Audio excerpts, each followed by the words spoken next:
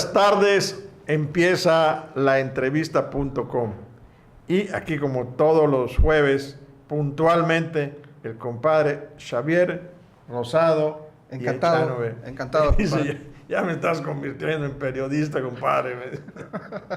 Ay, caramba, no sabes que en dónde has caído. Bueno, aquí estamos. Bien, pues vamos hoy a un tema, un solo tema, pero da para más todavía. Se trata nada más y nada menos de la pregunta, compadre, ¿quién mató a la gallina de los huevos de oro? Tratándose del petróleo, ¿no? Pemex, el petróleo. ¿Qué pasó con Pemex, no?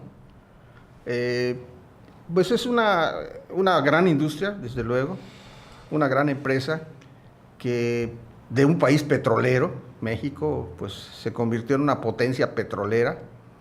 Y por eso es paradójico que, siendo México un país con ese recurso, que la naturaleza fue pródiga con nuestro gran país, que se tenga ese petróleo, y que estemos padeciendo en la actualidad con los altos precios de los derivados del petróleo. Es una paradoja que pues solo se puede explicar si hacemos un pequeño análisis de qué pasó con esa gallina de los huevos de oro, que fue muy generosa. Pero déjame explicarte algo, ya, perdona que yo te interrumpa, compadre.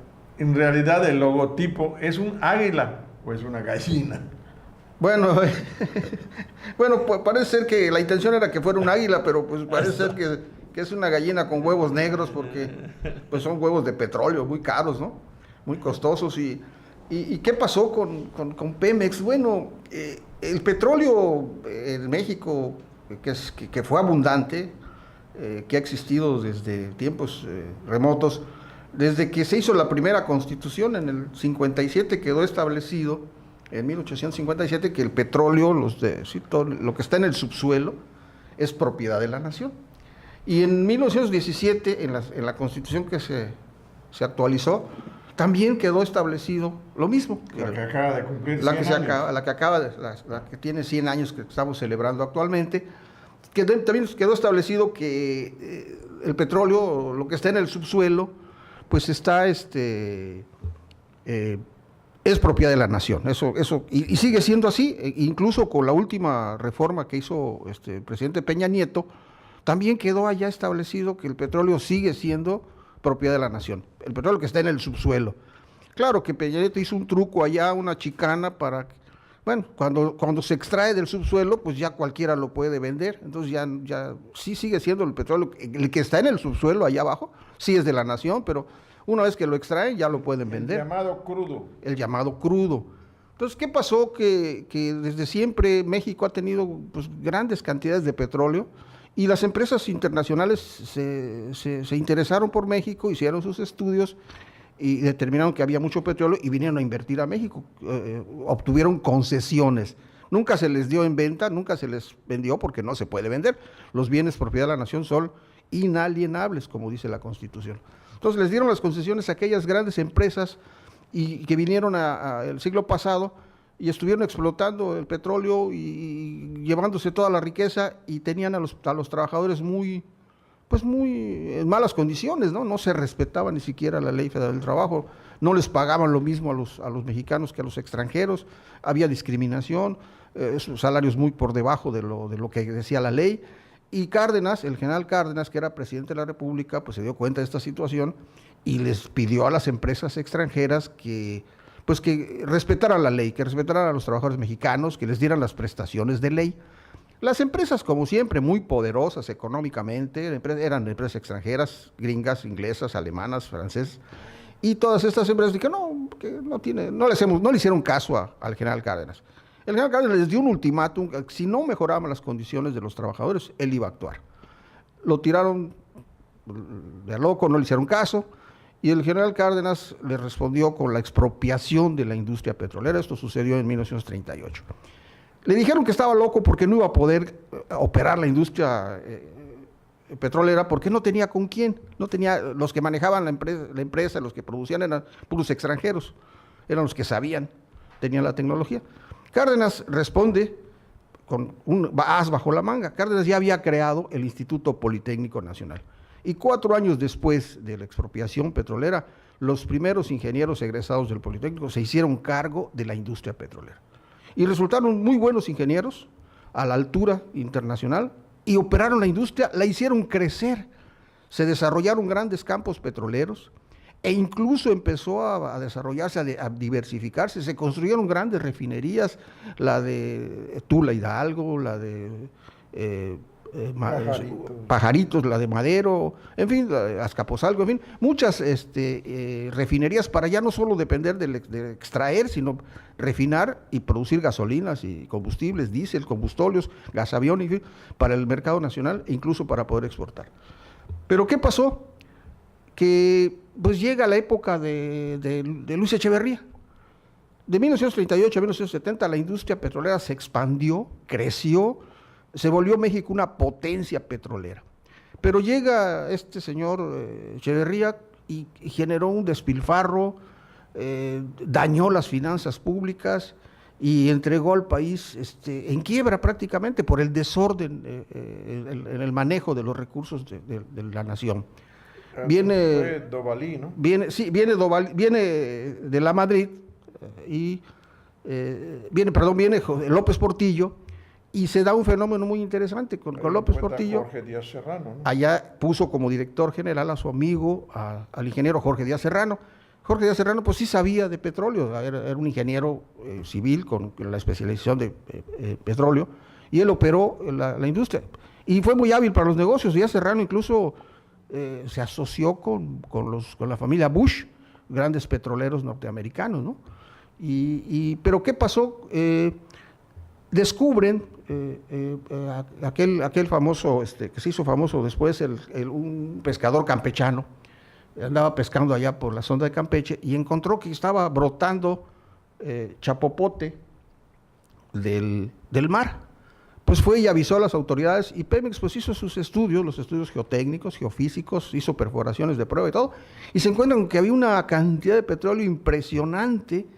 Se hablaba en aquel entonces ya con reservas probadas de 50,000 millones de barriles de petróleo, una riqueza incalculable. Y el presidente de México, López Portillo, pues casi se vuelve loco cuando se entera de que había tanta riqueza y llegó a decirnos a los mexicanos que habíamos estado acostumbrados a administrar la carencia, la pobreza, pero que teníamos que acostumbrarnos a administrar la riqueza nacional, el petróleo, que era una reserva fabulosa. Se dedica López Portillo a obtener créditos y los banqueros, pues obviamente se relamían los bigotes, ¿no? Y se frotaban las manos y le dieron dinero y le abrió la llave de los créditos y se hicieron enormes inversiones de infraestructura en México, se hicieron las plataformas petroleras del Golfo de México y se inundó el petróleo, el mundo se inundó con petróleo mexicano. Pero ¿qué pasó? Resulta que pues, se cumplió inexorablemente la ley de la oferta y la demanda. Cuando un producto abunda, pues, aumenta la oferta, pues cae el precio. Entonces se cayeron estrepitosamente los precios del petróleo y México se queda prácticamente colgado de la brocha porque había pedido prestado, pero en grandes cantidades, y no tenía ya ni para pagar esos renta de barcazas, todo lo que significa la industria petrolera, barcos sí, y barcazas y helicópteros millones y millones, el circo, la danza de los millones, pero al no tener precio el petróleo, porque bueno, también se coincidió con el embargo de los árabes, de los países árabes, se desplomaron los precios del petróleo y México se queda colgado de la brocha, ya no tenía ni para pagar los préstamos y fue una situación dramática a la que se enfrentó López Portillo. Viene Miguel de la Madrid. Y Miguel de la Madrid, bueno, recibe un país en crisis, inflación de 150% anual, terrible, no había para pagar. Lo que hace el secretario de Hacienda de aquel entonces, Silva Gerso, se va inmediatamente, que se hizo cargo de la Secretaría de Hacienda y vio que estaba quebrado el país, se fue y le pidió al Tesoro norteamericano, se fue a Washington, y le pidió al Tesoro que ayudara, que consiguieran créditos con los bancos internacionales, con el Fondo Monetario Internacional, con el Banco Mundial, con los bancos privados norteamericanos, y el Departamento de Estado le dice, bueno, pues, ¿qué tienes para dar en garantía? Tengo petróleo. Entonces le dieron, hipotecaron el petróleo y vinieron los préstamos y pudo más o menos solventar la situación económica porque el país estaba a punto de la quiebra total. Y salen del problema de la crisis momentáneamente, pero se hipotecó el petróleo. Entonces, el compromiso de México era, ya no se podía refinar y hacer gasolinas, ¿no? El compromiso es vender crudo. Eso es lo que no nos dicen. Cuando nos hablan nos tratan de explicar la situación actual, siempre le buscan por allá argumentos que pueden ser válidos, pero son medias verdades, como por ejemplo... Son cortinas de humo. Son cortinas de humo, ¿no? Y creo que ya estamos entrando a la situación actual que estamos viviendo. Bueno, pero ¿qué pasó después de la Madrid? De la Madrid hizo su aparición un personaje siniestro, que era secretario de Programación y Presupuesto, Carlos Salinas de Gortari. Y Carlos Salinas de Gortari viene con el chip ya cambiado, porque los que van a estudiar allá a Harvard, pues los reprograman, ya no piensan como mexicanos, piensan como gringos y siempre están preocupados por beneficiar a los gringos, ¿no? Les ponen la mentalidad así como, les ponen el chip de Trump, hacer negocios y llegar al poder para hacer negocios. Y llega ese señor Salinas y claro, pues empieza la onda de los neoliberales, a privatizar todo, a vender todo. Y Carlos Salinas incluso tenía la intención de privatizar, vender Pemex, porque Carlos Salinas vendió todo, dio todas las concesiones, teléfonos, aeropuertos y puertos. Salinas le entregó a la iniciativa privada todas las concesiones habidas y por haber, vendió empresas, que el gobierno tenía muchas empresas, las liquidó, las remató, el canal de televisión que era del Congreso, lo que es hoy Canal de Azteca, en fin. Dilapidó la riqueza nacional con esa mentalidad de todo a la iniciativa privada, todo al libre mercado. Y claro que el petróleo pues también fue una tentación para Salinas. Pero allá quiero hacer el comentario de la intervención del profesor Jan González en una ocasión, ¿no? Sí, bien. Pero el tema, nos saltamos un tema. Y ahora... ¿qué hace? ¿Cuál es la intervención real del profesor Carlos Jan González en ese tema? Te voy a platicar una vivencia, porque esto no me lo platicaron, lo viví. El profesor Jan González tuvo muchos cargos en la administración pública, fue muy famoso, político, multimillonario, fue el de acuñó aquella frase de un político pobre es un pobre político, ¿no? Una frase muy...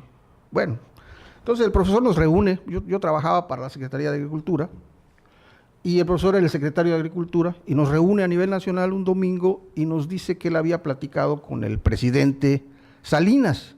Dice, no, el presidente Salinas era el extraordinario, el mejor presidente de México, según Jan González en esa ocasión. Pero ¿qué le platicó a Salinas? Porque Salinas tenía la intención de modificar el 27 constitucional.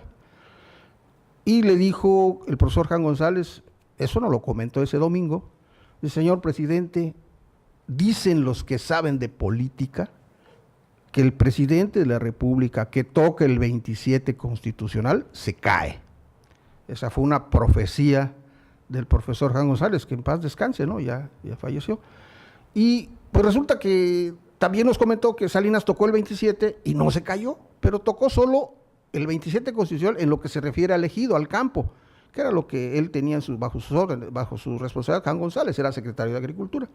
Se transformó el 27 constitucional, pero no se tocó lo del petróleo. Es decir, Salinas no se atrevió a cambiar el 27 constitucional en lo referente al petróleo. El petróleo sigue siendo propiedad de la nación.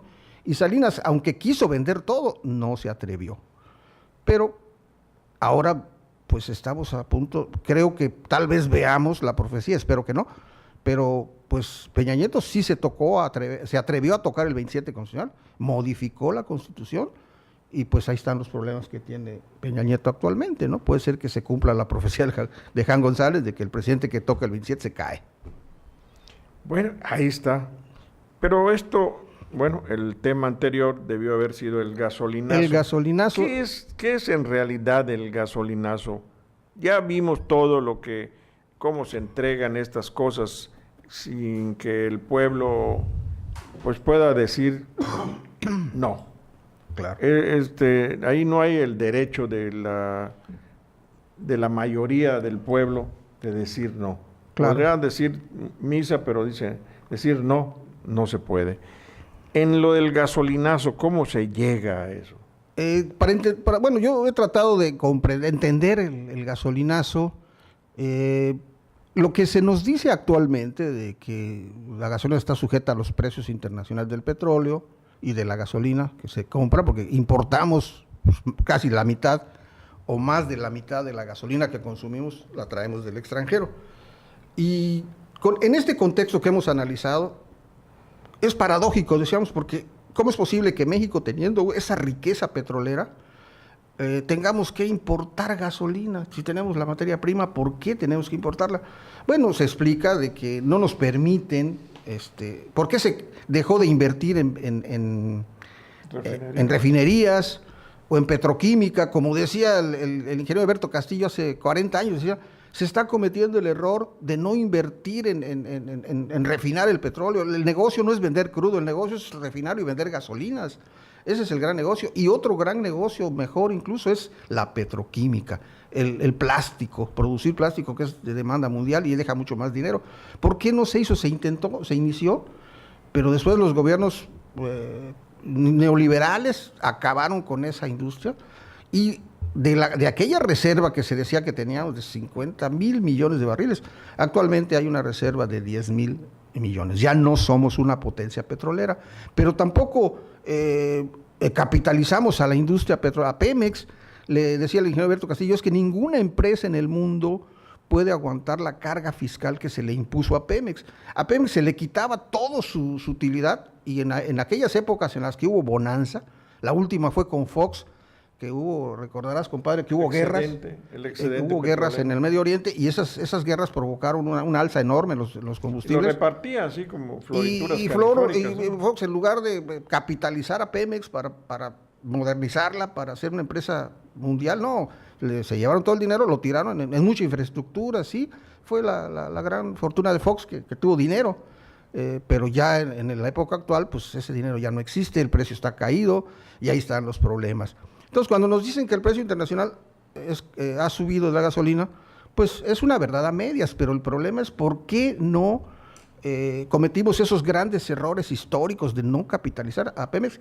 Y luego llegas a Peña Nieto, ya en la época actual, y acaba ya con la gallina de los huevos de oro, mata a Pemex porque lo desmantela, llega con ese criterio de todo la iniciativa privada, todo venderlo a las empresas extranjeras, y a Pemex pues, se lo pone a competir, pero en condiciones totalmente adversas. Entonces, ese es uno de los problemas que tenemos de la mala administración del país y lo que estamos padeciendo hoy en día, que cada día que vamos a comprar gasolina, la gasolina vemos que está carísima y con la amenaza que van a seguir los gasolinazos, que eso es inminente, sí, va a seguir aumentando. Eso de que va a bajar el precio, pues es muy relativo, ¿no? Ese es el grave problema que tenemos, pero de una mala, pésima estrategia financiera. México era un país poderoso desde el punto de vista petrolero, pero se volvió una industria extractiva única y exclusivamente, extraer petróleo y venderlo crudo. Y ahora tenemos que comprarlo, como siempre ha pasado. Nosotros tenemos muchas naranjas, vendemos las naranjas y compramos jugo envasado. Tenemos la principal productora de limón del mundo en Colima, pero compramos limón deshidratado, lo compramos envasado por empresas extranjeras. Lo mismo pasó siempre con el atún. México tenía una gran flota atunera, la captura atunera, y se vendía a Estados Unidos. Y Estados Unidos lo enlataba y nos acostumbramos los mexicanos a comer atún, pero enlatado. Si tú le dices a una señora del mercado, aquí está ese atún, señora, para que no sabe cocinar, no, tiene que ser enlatado. Y así ha sido con el petróleo. Tenemos el petróleo, pero lo tenemos que comprar refinado de allá. Y claro que es carísimo. Gran negocio. Quiero hacerte un comentario. Hace unos días, un buen amigo, casi pariente, me dijo que estaba regresando de un viaje a Ciudad del Carmen. Y me dice que verdaderamente lo que él conoció como Ciudad del Carmen, donde estaba prácticamente el grueso de la industria petrolera de la zona del Golfo, que era verdaderamente para llanto. O sea, daban ganas de llorar, ver los vehículos amontonados, oxidándose, maquinaria pesada, tubería que antes se samblaceaba y que se ponía ¿cómo se llama?, en operación. Restaurantes y hoteles cerrados, todo lo que era la cuestión del hospedaje, de la alimentación. Dice que verdaderamente casi se ve hoy por hoy Ciudad del Carmen como un pueblo fantasma. Se dijo el año pasado de que se estaban despidiendo a más de 10,000 trabajadores de esta zona. La zona de los helicópteros también está, ya esto está verdaderamente desastroso.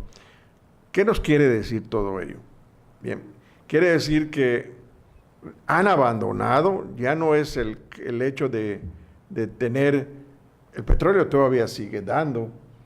Se ha dicho que también más de 2,000 de esos trabajadores son yucatecos, o sea, han ido a trabajar por allá más, y toda esa gente está retornando a la tierra, aquí al estado. ¿Qué es lo que sigue para esta industria? Desde luego es una tristeza, es una pena ver la debacle de la industria petrolera, pero creo que en gran parte, hay que ser honestos, gran parte de ese problema no son los problemas internacionales, sino el saqueo y el abuso y la corrupción que siempre ha prevalecido en el sector energético en México. Muchos de esos barcos que están parados, helicópteros y equipo, son de Marta Sagún. Ella, cuando fue la disque primera dama, que esa figura no existe en México, pero bueno, esposa del presidente, sus hijitos se dedicaron a saquear a Pemex, grandes contratos. Y esto no es nuevo. Hace muchos años, esto es anecdótico, pero es real, el presidente de la Madrid llamó a la Quina, al famoso Joaquín Hernández Galicia, la Quina, el líder de los petroleros, y le mostró un video donde aparecía un avión del sindicato, bueno, de Pemex, porque el sindicato tiene aviones de Pemex a su servicio, un avión que sale de México, llega a Estados Unidos, lo cargan, un avión del sindicato de Pemex, lo cargan con mucho contrabando, incluso armas y municiones, lo siguen los investigadores, lo filman en vuelo incluso, aterriza el avión en el aeropuerto de Toluca, descargan en unos camiones y llevan al rancho de La Quina. Cuando La Quina vio el video que le mostraba el presidente de la República, dijo, mire, eso ya lo sabía, esto lo hizo el director de Pemex, me estuvo espiando, y esto lo hizo Beteta.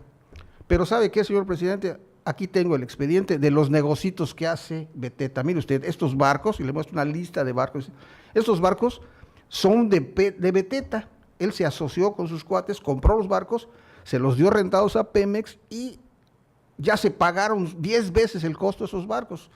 O sea, lo que hizo Díaz Serrano, que usted metió a la cárcel, compró 2 barcos y se quedó con una mochada.